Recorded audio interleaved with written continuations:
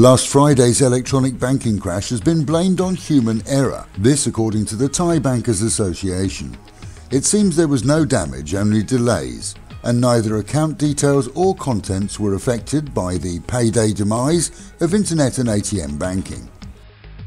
No change to the law on pharmacies here. The new drug bill will clearly state that only qualified pharmacists are allowed to dispense controlled drugs, not assistants or staff in white coats. Dentists, doctors, vets and chemists are the only people qualified in the new bill that's expected to go into effect by year end.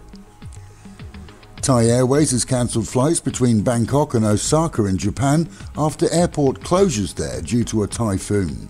Passengers planning to fly should contact their tour operators. The airport was closed and is expected to remain closed for a long while. In neighbouring Malaysia, an American was sentenced to death yesterday. The 63-year-old killed his ex-wife during an argument. He says it was self-defence. The coroner says she was strangled. Either way, his new Filipino wife has been left high and dry in her own country. The husband plans to appeal.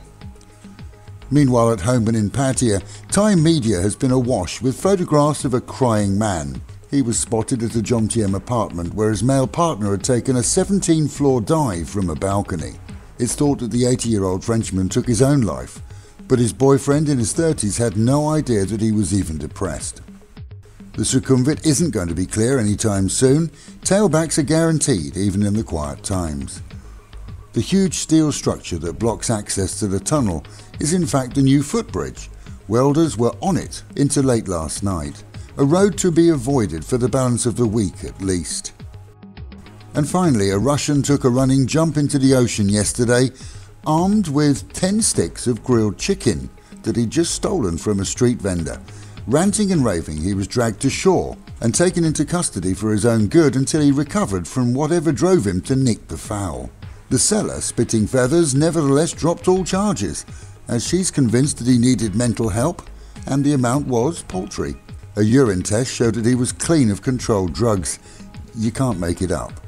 And with the Met Office promising highs today of around 30 dropping down to 27 and the guarantee of rain at many times throughout the day, that is the local and national news from Fabulous 103 FM, keeping you in touch with Thailand and of course Pattaya, the city of fun.